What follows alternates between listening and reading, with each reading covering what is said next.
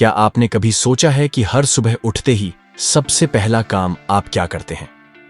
कुछ लोग आंख खुलते ही मोबाइल चेक करते हैं, कुछ लोग बिना ब्रश किए चाय पीते हैं और कुछ लोग रनिंग शूज पहनकर बाहर निकल जाते हैं। ये सब एक्शंस आपके कॉन्शियस माइंड से नहीं, आपके हैबिट्स से निकलते हैं। हैबिट्स यानी आदतें हमारी लाइफ को डायरेक्ट करती हैं, हमारी आइडेंटिटी बनाती हैं और आखिरकार हमारी सक्सेस या फेलियर की वजह भी बन जाती है। चार्ल्स डुहिग की best seller book the power of habit हमें यही सिखाती है कि कैसे हम अपनी आदतों को समझकर, एनालाइज करके और बदलकर अपनी लाइफ को पूरी तरह ट्रांसफॉर्म कर सकते हैं। ये किताब कोई थियोरेटिकल फिलॉसफी नहीं देती, बल्कि real life examples, neuroscience research और पावरफुल स्ट्रैटेजीज के जरिए हैबिट्स की साइकोलॉजी को समझने में मदद करती है।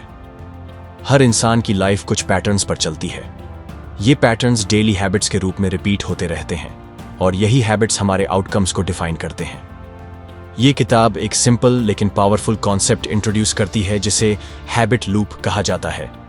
हैबिट लूप के 3 हिस्से होते हैं: क्यू, रूटीन और रिवॉर्ड। क्यू यानी ट्रिगर जो किसी हैबिट की शुरुआत करता है, रूटीन यानी वो एक्शन जो हम रिपीट करते हैं, और रिवॉर्ड यानी वो फायदा या सेटिस्फैक्शन जो हमें उस हैबिट से मिलता है। फॉर एग्जाम्पल, इमेजिन करो कि एक इंसान को स्ट्रेस होने पर चॉकलेट खाने की आदत है। यहाँ क्यू है स्ट्रेस, रूटीन है चॉकलेट खाना और रिवॉर्ड है टेम्पोरेरी रिलैक्सेशन या डोपामीन रिलीज। यही लूप बार बार रिपीट होता है और धीरे धीरे वो हैबिट स्ट्रांग हो जाती है। अब सवाल ये है कि अगर कोई हैबिट इतनी डीपली रूटेड हो चुकी है तो उसे कैसे बदला जाए? चार्ल्स डुहिग बताते हैं कि किसी भी हैबिट को खत्म करना मुश्किल है, लेकिन उसे बदलना पॉसिबल है। हैबिट को इरेज नहीं किया जा सकता, लेकिन उसे रीप्रोग्राम जरूर किया जा सकता है। इसके लिए जरूरी है कि हम पुरानी हैबिट की क्यू और रिवॉर्ड को पहचानें और रूटीन को चेंज करें। यानी अगर आपको स्ट्रेस में चॉकलेट खाने की आदत है तो आपको स्ट्रेस क्यू के बाद कोई और हेल्थियर रूटीन अडॉप्ट करनी होगी, जैसे कि वॉकिंग, डीप ब्रीदिंग या जर्नलिंग, जिससे रिवॉर्ड भी रिलैक्सेशन मिले लेकिन हेल्थ खराब ना हो। इसी को golden rule on habit change कहा गया है। इस गोल्डन रूल को समझने के लिए एक बेहद इंस्पायरिंग एग्जाम्पल है NFL टीम टैंपा बे बक्कनर्स के कोच टोनी डंगी का। डंगी ने अपनी टीम को कोई नए कॉम्प्लेक्स स्ट्रैटेजीज नहीं सिखाई, बल्कि उन्होंने प्लेयर्स की डिसीजन मेकिंग को हैबिट्स में कन्वर्ट किया। उन्होंने प्लेयर्स को इतनी बार सिंपल मूव्स रिपीट कराए कि वो ऑटोमेटिक बन जाएं। जब प्लेयर्स कॉन्शियसली सोचने के बजाय इंस्टिंक्टिवली एक्ट करने लगे, तभी टीम ने मैच जीतने शुरू किए। यानी सक्सेस तब आती है जब आप स्मार्टली अपनी हैबिट्स को रीडिजाइन करते हो। अब बात करते हैं पर्सनल लाइफ की। एक बहुत इंटरेस्टिंग कॉन्सेप्ट है कीस्टोन हैबिट, यानी ऐसी एक आदत जो दूसरी कई आदतों को डोमिनो इफेक्ट की तरह बदल देती है। जैसे कि एक्सरसाइज करना। जब कोई व्यक्ति रोज एक्सरसाइज करना शुरू करता है तो उसकी नींद बेहतर हो जाती है, वो हेल्दी खाना खाने लगता है और टाइम मैनेजमेंट भी इंप्रूव हो जाता है। मतलब सिर्फ एक पॉजिटिव हैबिट आपके पूरे लाइफस्टाइल को अपग्रेड कर सकती है। इसी तरह किसी एक बुरी हैबिट को छोड़ने से लाइफ में कई बदलाव आने लगते हैं। एक और पावरफुल एग्जाम्पल है अल्कोआ कंपनी का। अल्कोआ एक बड़ी एल्यूमिनियम मैन्युफैक्चरिंग कंपनी थी जो सालों से लॉस में चल रही थी। जब पॉल ओनील को कंपनी का नया CEO बनाया गया तो उन्होंने प्रॉफिट्स या प्रोडक्टिविटी की बात नहीं की, बल्कि सिर्फ एक चीज पर फोकस किया, सेफ्टी। उन्होंने सेफ्टी को एक कीस्टोन हैबिट बना दिया। इसका असर यह हुआ कि एम्प्लॉइज ज्यादा अलर्ट रहने लगे, कम्युनिकेशन बेहतर हुई और प्रोडक्टिविटी अपने आप इंप्रूव हो गई। कुछ ही सालों में अल्कोआ दुनिया की सबसे प्रॉफिटेबल कंपनीज में से एक बन गई। इससे हमें यह समझ आता है कि जब आप सही हैबिट को चुनते हो और उसे लगातार फॉलो करते हो तो वो बाकी सारी चीजों को भी पॉजिटिव डायरेक्शन में ले जाती है। अब जरा सोचिए कि हम अपनी डेली लाइफ में कितनी बार ऐसे काम करते हैं जो हमारे लिए हार्मफुल हैं, लेकिन फिर भी हम उन्हें रिपीट करते रहते हैं। जैसे बार बार फोन चेक करना, लेट नाइट सोना या अननेसेसरी शॉपिंग करना। इन सब के पीछे भी एक हैबिट लूप होता है। फोन चेक करने का क्यू बोर्डम हो सकता है, रूटीन है स्क्रोलिंग और रिवॉर्ड है टेम्पोरेरी डिस्ट्रैक्शन। लेकिन जब हम इन लूप्स को कॉन्शियसली पहचानना शुरू करते हैं तो हम उन्हें बदल भी सकते हैं। चार्ल्स डुहिग ये भी बताते हैं कि हैबिट्स सिर्फ इंडिविजुअल्स को ही नहीं, बल्कि पूरे ऑर्गेनाइजेशंस और सोसाइटीज को शेप करती हैं। उन्होंने सिविल राइट्स मूवमेंट की भी एग्जाम्पल दी, जिसमें रोसा पार्क्स के एक एक्ट ने पूरे अमेरिका की सोशल हैबिट को चैलेंज किया। जब लोगों ने एक नया बिलीफ अपनाया कि चेंज पॉसिबल है, तो हैबिट्स चेंज होने लगीं और मूवमेंट ने मोमेंटम पकड़ा। यानी हैबिट्स सिर्फ पर्सनल नहीं, सोशल ट्रांसफॉर्मेशन की भी ताकत रखती है। अब एक बेहद जरूरी चीज, विल पावर। चार्ल्स डुहिग कहते हैं कि विल पावर एक मसल की तरह है। जितना आप इसे यूज करते हैं उतना यह स्ट्रांग बनता है, लेकिन ओवर यूज करने पर यह थक भी जाता है। इसलिए विल पावर को सही तरीके से यूज करना सीखना चाहिए। स्टडीज में पाया गया है कि जिन बच्चों ने छोटे रिवॉर्ड्स को डिले करना सीखा, यानी मार्शमैलो टेस्ट में बेटर परफॉर्म किया, वो फ्यूचर में ज्यादा सक्सेसफुल रहे। ये इसीलिए क्योंकि उन्होंने सेल्फ कंट्रोल डेवलप किया, जो एक स्ट्रांग विल पावर की निशानी है। इसका मतलब है कि अगर हम छोटी छोटी आदतों से डिसिप्लिन सीखें तो हम बड़े गोल्स भी अचीव कर सकते हैं। इस पॉइंट को और गहराई से समझते हैं एक और एग्जाम्पल से। स्टारबक्स कंपनी ने अपने स्टाफ को सिर्फ कॉफी बनाना नहीं सिखाया, बल्कि उन्हें कस्टमर हैंडलिंग सिचुएशंस के लिए स्पेसिफिक हैबिट्स सिखाई गई, जैसे कि एंग्री कस्टमर के सामने कैसे रिएक्ट करना है। इसका असर यह हुआ कि एम्प्लॉइज ज्यादा कॉन्फिडेंट हो गए और कस्टमर सेटिस्फैक्शन बढ़ गया। ये एग्जाम्पल दिखाता है कि जब हम किसी डिफिकल्ट सिचुएशन के लिए प्री डिफाइंड हैबिट्स बना लेते हैं तो हम ज्यादा शांत और इफेक्टिव तरीके से रिस्पॉन्ड कर पाते हैं। और ये हैबिट सिर्फ काम तक सीमित नहीं रहती। जब आप सेल्फ डिसिप्लिन डेवलप करते हो तो वो आपके रिलेशनशिप्स, फाइनेंसेस और हेल्थ हर एस्पेक्ट में दिखने लगता है। डुहिग कहते हैं कि अगर आप चाहें तो अपनी आइडेंटिटी भी हैबिट्स से बदल सकते हैं। I am not a morning person कहने की बजाय अगर आप रोज सुबह 6 बजे उठने की हैबिट बना लें तो आप एक मॉर्निंग पर्सन बन सकते हैं। हैबिट्स आपकी आइडेंटिटी को रीडिफाइन कर सकती हैं। अब बात आती है कंसिस्टेंसी की। कोई भी हैबिट एक दिन में नहीं बनती। रिसर्च कहती है कि एक हैबिट बनने में औसतन 21 से 66 दिन लगते हैं, डिपेंडिंग ऑन कॉम्प्लेक्सिटी और मोटिवेशन लेवल पर। यानी आपको पेशेंस और परसिस्टेंस दोनों चाहिए। जब आप बार बार किसी हैबिट को रिपीट करते हैं तो ब्रेन में नए न्यूरल पाथवेज बनते हैं और इवेंचुअली वो एक्शन ऑटोमेटिक बन जाता है। जैसे कि गाड़ी चलाना।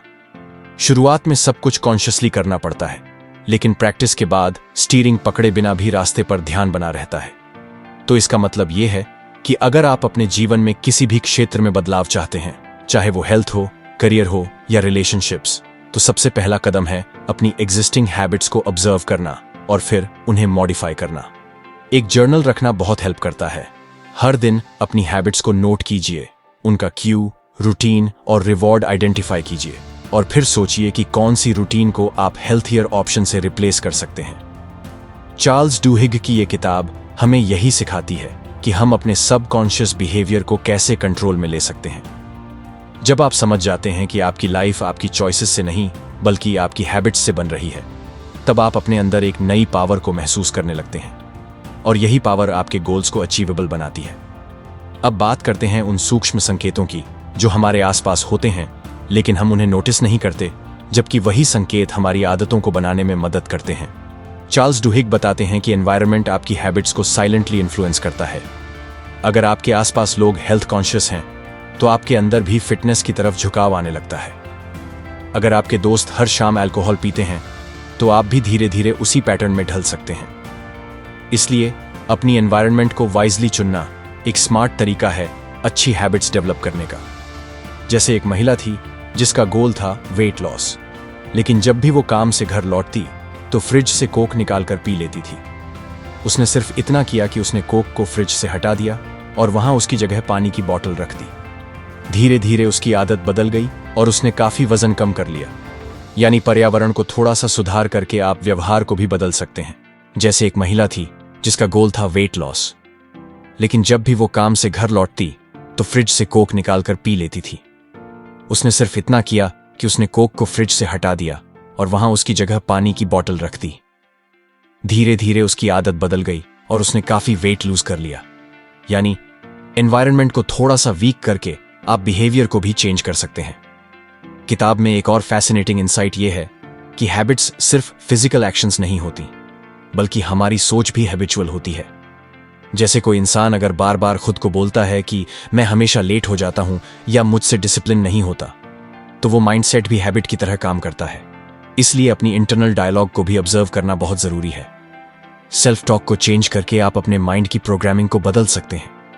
जब आप खुद से बार बार कहने लगते हैं कि मैं पंक्चुअल हूं, मैं डिसिप्लिन्ड हूं, मैं अपने गोल्स के लिए कमिटेड हूं, तो ये बातें धीरे धीरे आपकी आइडेंटिटी का हिस्सा बन जाती हैं और फिर उसी के हिसाब से आपका बिहेवियर भी बदल जाता है। चार्ल्स डुहिग बताते हैं कि आइडेंटिटी बेस्ड हैबिट्स सबसे पावरफुल होती हैं। अगर आप खुद को एक रीडर मानते हैं तो आप नेचुरली हर दिन कुछ पढ़ने की कोशिश करेंगे। अगर आप खुद को एक हेल्थी इंसान मानते हैं तो आप जंक फूड से दूर रहेंगे। यानी हैबिट्स को सिर्फ एक्शन लेवल पर नहीं, आइडेंटिटी लेवल पर बदलना ज्यादा असरदार होता है। अब जरा सोचिए, क्या आपने कभी किसी आदत को इसलिए छोड़ा क्योंकि आपको लगे कि वो आपसे मैच नहीं करती? जैसे मैं जिम जाने वाला इंसान नहीं हूं या मुझे बुक्स पढ़ना बोरिंग लगता है। दरअसल वो आपकी आइडेंटिटी नहीं बनी थी, इसलिए वो हैबिट टिक नहीं पाई। इसलिए जब आप कोई नई हैबिट अडॉप्ट करें तो खुद से कहें, मैं वो इंसान हूं जो ये काम करता है। यही आइडेंटिटी शिफ्ट आपकी हैबिट को सस्टेनेबल बनाएगा। अब बात करते हैं एक और जरूरी कॉन्सेप्ट की, स्मॉल विंस। किताब बताती है कि जब आप छोटी छोटी जीतें हासिल करते हैं तो वो आपके दिमाग को डोपामीन देती हैं और आपको मोटिवेट करती हैं आगे बढ़ते रहने के लिए। इसीलिए अगर आप एक बड़ी हैबिट बनाना चाहते हैं तो उसकी शुरुआत छोटे स्टेप्स से करें। मान लीजिए आप रोज 30 मिनट पढ़ना चाहते हैं, शुरुआत सिर्फ 5 मिनट से करें। जब आप वो 5 मिनट कंसिस्टेंटली पढ़ लेंगे तो धीरे धीरे वो 10, 15 और फिर 30 मिनट पढ़ लेंगे। 30 मिनट हो जाएगा। ये कंपाउंड इफेक्ट की तरह काम करता है। छोटी छोटी इंप्रूवमेंट्स एक साथ मिलकर बड़ा ट्रांसफॉर्मेशन लाती हैं। एटॉमिक हैबिट्स नाम की किताब में भी यही फिलॉसफी है, 1% बेहतर हर दिन। और चार्ल्स डुहिग इस आइडिया को रीइंफोर्स करते हैं कि अगर आप अपनी हैबिट्स पर दैनिक थोड़ा भी काम करें तो लंबे समय में ह्यूमरस रिजल्ट्स मिल सकते हैं। अब थोड़ा बात करते हैं रिलैप्स के बारे में, यानी जब आप किसी अच्छी हैबिट को शुरू करते हैं लेकिन कुछ दिन बाद छोड़ देते हैं। ये बहुत कॉमन है और अक्सर लोग इसी वजह से खुद को ब्लेम करने लगते हैं। लेकिन डुहिग बताते हैं कि रिलैप्स फेलियर नहीं है, बल्कि वो लर्निंग अपॉर्चुनिटी है। जब भी आप हैबिट छोड़ते हैं तो खुद से पूछें, किस सिचुएशन में मैं फिसला? क्या ट्रिगर था? क्या मैं थका हुआ था, बोर्ड था या स्ट्रेस था? जैसे ही आप उस पैटर्न को पहचान लेते हैं, आप उसे फ्यूचर में कंट्रोल कर सकते हैं। एक जबरदस्त टेक्निक है हैबिट ट्रैकिंग की।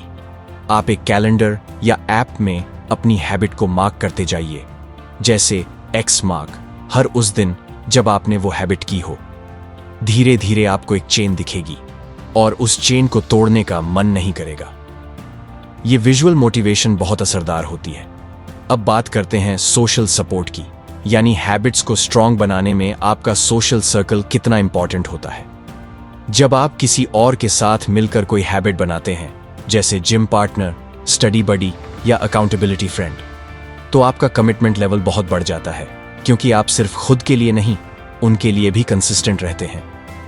यही रीजन है कि कई लोग ग्रुप चैलेंजेस, हैबिट कम्युनिटीज या बड़ी सिस्टम्स में ज्यादा सफल होते हैं। अब जरा इस आइडिया को बिजनेस वर्ल्ड से जोड़ें। स्टारबक्स जैसी कंपनीज अपने एम्प्लॉइज को विल पावर ट्रेनिंग देती हैं, ताकि जब कोई कस्टमर गुस्से में हो तो वो रिएक्ट ना करें, बल्कि कामली रिस्पॉन्ड करें।